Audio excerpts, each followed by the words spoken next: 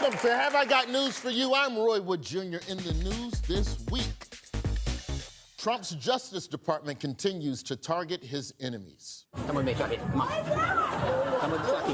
Chucky, stop resisting. Stop resisting. With prices soaring, people turn to American-made products. Rudy Giuliani gets a job as a door dasher. Joining Michael tonight, she's the U.S. representative from Texas's 30th district, and she's a little shy about it, but she told me backstage before the show she's running for president in 2028. It's Jasmine Crockett.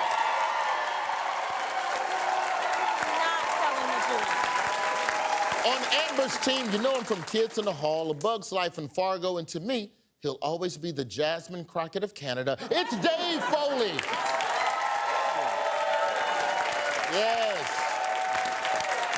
Now, it's been a long time off. Let's get to the biggest stories of the week. Amber and Dave, watch the clip and tell me, what is the story?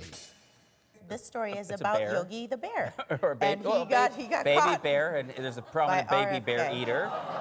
Right, and that's inside his brain, and that's also his brain activity. So the story is something to do with RFK Jr. RFK Jr. and bears and worms. Oh my! The story is the many ways in which the Secretary of Health and Human Services, Robert F. Kennedy Jr., is going to kill us all. Here's what Stephen Miller said about RFK Jr. Secretary Kennedy has been a crown jewel of this administration. The crown jewel testified in front of a Senate panel earlier this week, and let's just say it was a doozy. Well, I'm asking the questions here, You're Mr. evading Kennedy. that question. I'm asking the questions. You're the Secretary of Health and Human Services. You don't have any idea how many Americans died from COVID? I don't think anybody knows. Someone does know that. You're supposed to be the someone that knows that. I think Satan looks at RFK Jr. and thinks, I'm kind of overdoing it on this guy. The hearing comes amidst a major turmoil for the Department of Health and Human Services. In August, the Trump administration fired someone kind of important. Does anyone have any idea who they got rid of and why? We're just looking for one person? That part. I believe it's the head of the CDC, whatever the hell they do. I'm sure it's nothing important. Yes, correct. RFK Jr. and the Trump administration fired their own CDC director, Susan Menarez. Now, you know, I'm not afraid to say it. She was a solid CDC director, and she killed it on Who's the Boss. Of course, the firing came up during the Secretary's Senate testimony. What reason do you think RFK Jr. gave for firing Susan Menarez? Well, here I got to jump to RFK Jr.'s defense because he had sound reason to fire her because he says he asked her point blank, are you a trustworthy person? And she said, no, I am not. Right, you would think if you were an untrustworthy person... You might lie? Yeah, you would answer in the negative of that. Ask me if I'm an untrustworthy... Are you an untrustworthy person, Michael? I'm very trustworthy. Wow, you're good. Welcome, the new CDC director. Let's find out the answer. I told her that she had to resign because I asked her, are you a trustworthy person? And she said no. Time to play a little game I like to call, how is the government going to kill me? I thought we'd have a jingle, but okay, never mind.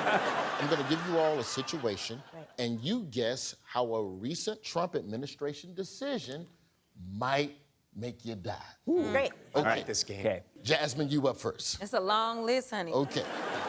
It's a lovely Thanksgiving dinner. You're there with your family. Your uncle just came in, asked you to borrow $20. And then you got the turkey. How will you die? It's the turkey, the bird flu or something, because they're not even testing for stuff no more. It's the food. It's the food. Points, yes. The answer is salmonella poisoning. The Department of Agriculture is withdrawing a rule proposed to prevent food poisoning from poultry contaminated with salmonella. Dave, your turn. Oh, okay. You out on a hot date? Yeah. She's sexy. All right.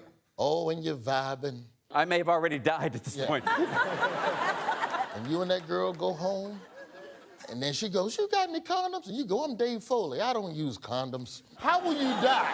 I will die of one of your classics, or maybe a brand new venereal disease. How's there? There we go. We in mid-season form already. Dave, the answer is super gonorrhea. Oh my God. I love those comic books. Yes, the Trump administration has eliminated the Centers for Disease Control and Prevention's laboratories for STDs and hepatitis, and more specifically, they've shuttered the only lab in America with the ability to test for emergent strains of, quote, super gonorrhea. Final question on how the government will kill you. Great. You want to breathe air. Beep. And every day you wake up and go, air. How will you die? Is it from the air? What's in the air? We don't know because they stopped testing for everything. Bitch, yes. The government is closing the offices that analyze dangers posed by toxic chemicals, climate change, smog, wildfires, indoor air contaminants, and drinking water pollutants. Does it feel great again? If you're one of the DuPonts, it feels great again. Now, unfortunately, much like the diseases they refute to vaccinate for, the Trump administration's terrible ideas are spreading like wildfire. In fact, this week, one state has already decided to move and ban all vaccine mandates. Can anyone guess which state it is? And Amber, why is it Florida? Roy, I never have the answer. The one time I know, you have to cock block me. Here's Florida Surgeon General Joseph Ladapo. The Florida Department of Health, in partnership with the governor, is going to be working to end all vaccine mandates in Florida law. All of them. All of them. When it showed the guy and he was black, that hurt my feelings. Would you like for me to play a little bit more of him so he can hurt your feelings even more? Yes. What did he compare giving your kid a life-saving measles shot Roy? to? What did he Roy? compare vaccinations Roy, to? if the answer is slavery, I'll kill us all. Every last one of them is wrong and drips with disdain and slavery. Oh, knives! Dead! You're dead! You're dead! You're dead! I'm dead! Oh, fuck! I think maybe they aren't teaching what slavery was, clearly. But y'all, the vaccines and slavery are the same. Wouldn't you agree, Jasmine Crichton? It's the same. You don't remember that? You don't remember that scene in Roots when they got vaccinated? You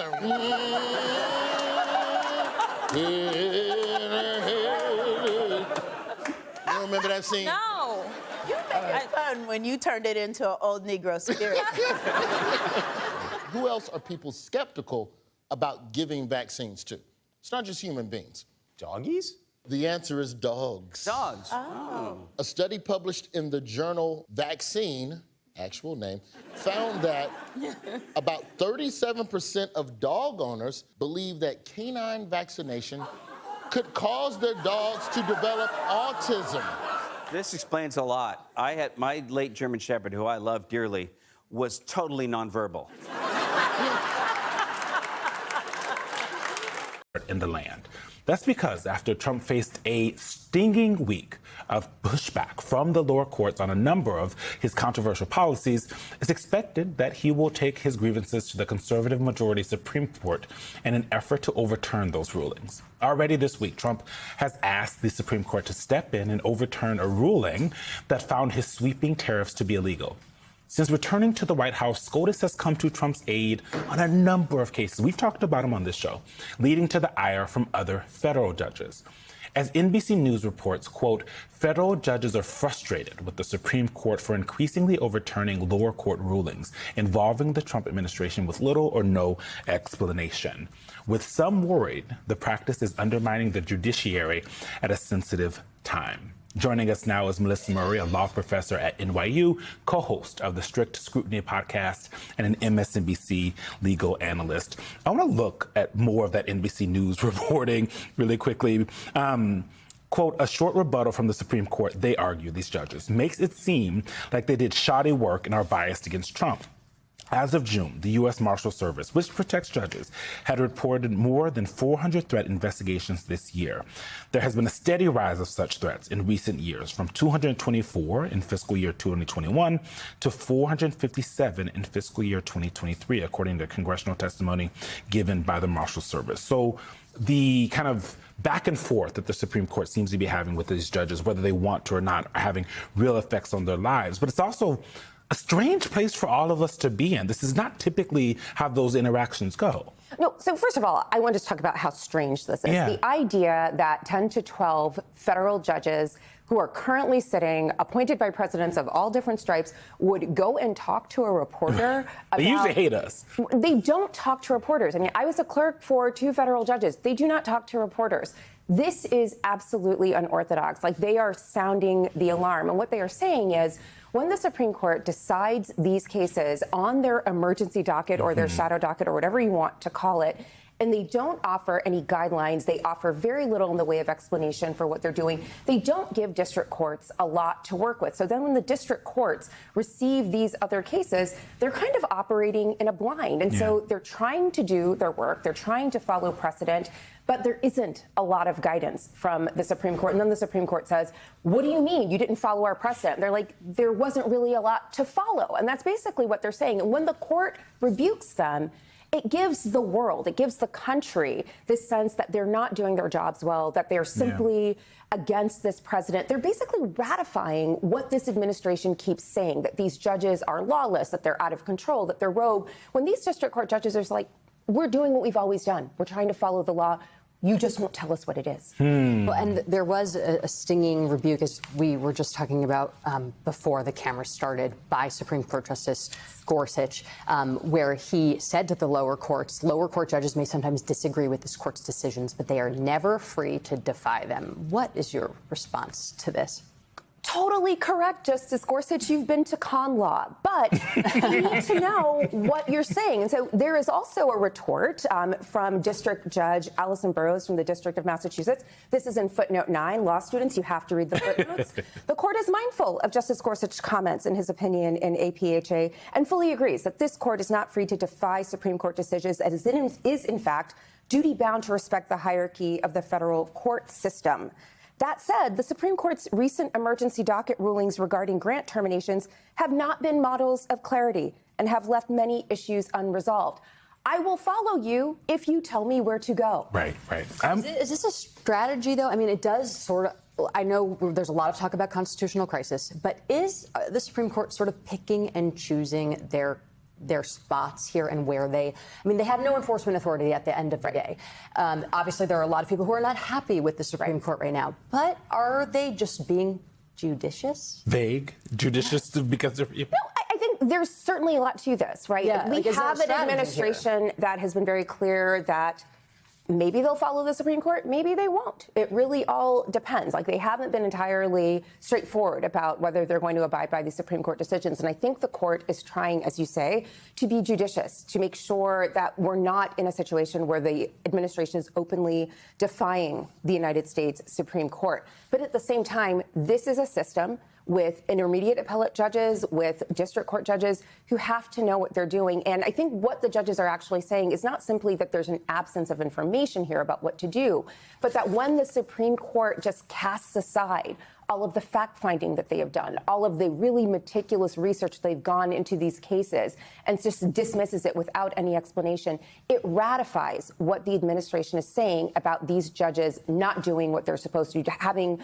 a thumb on the scale for President Trump. And it's not just the lower court judges. Justice Ketanji Brown Jackson has said this repeatedly in a number of decisions and dissents that she has written this year, that this court is defying a lot of the standards that it ordinarily imposes on regular litigants and giving this administration a real pass on regular things that should be observed. One of the things that you've mentioned a couple times is this shadow docket, right? The use of it has increased over the years. And I want to show folks some of these outcomes in the Trump shadow docket cases. This is data as of September 2nd from NBC News. The Supreme Court has granted Trump administration requests to block lower court rulings in more than 70% of cases brought by the administration that were decided via the shadow docket. What are your thoughts about that? Basically, if Donald Trump, one, decides something is an emergency, says, you have to give me emergency relief, put it on the shadow docket, they seem to be saying yes to almost all of those things. Right. And then he's winning 70% of those things. So here's the thing about the shadow docket. It's existed for forever. It's typically a procedural mechanism used to handle cases that come up on an emergency basis, usually capital cases, death penalty cases.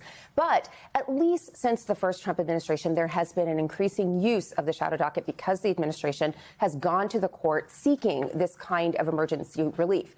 That's ordinarily not a problem, except for the fact that the court is deciding really consequential, substantive issues on the shadow docket. And when things come up on the shadow docket, they don't usually have the benefit of oral argument and they don't have the benefit of full briefing. And the court typically does not issue a full opinion. You really don't get a sense for what's happening. Sometimes it's unsigned. Unsigned by the court. Sometimes there's nothing, just like a one-sentence order. You really only get a sense of what's going on if people dissent from what is happening on the shadow docket, if they dissent from an order. And so it's not ideal for transparency, and it's not ideal as a form of precedent. And this is what these lower court judges are saying, because there's nothing there to follow. So if we're supposed to be using them as precedent, and Justice Alito, in a speech at Notre Dame a few years ago, said that the shadow docket decisions are not precedential. So I'm not quite sure why Justice Gorsuch is all up in arms about people not following what's going on the shadow docket, but whatever.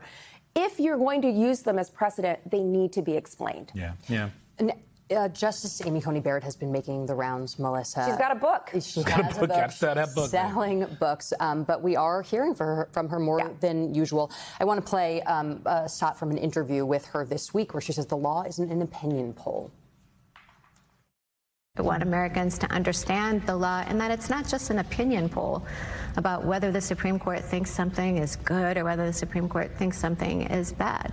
You know, what the court is trying to do is see what the American people have decided. But the court should not be imposing its own values on the American people. That's for the democratic process. What do you gather? Answer. Well, she's right. The law isn't an opinion poll. It doesn't necessarily seem, though, consistent with what they're doing. The way conservative justices. Well, it's certainly not consistent with the way this administration is talking about it, because every time this administration gets up to justify something it's done, it insists that it has a mandate from the American people. We've deported people to Uganda. The American people wanted us to do that. Guess what? The American people saying something is not the Constitution. The Constitution specifically limits governmental power because of the fear of majority rule, that sometimes people get together and do awful things together. And so the Constitution isn't an opinion poll. It's not meant to ratify popular preferences. It's actually meant to protect people from those popular preferences when they're terrible, like when they don't want you to have due process. There's that. No, or rights. Melissa Murray, you and your footnotes are always welcome on our show. Thank you so much.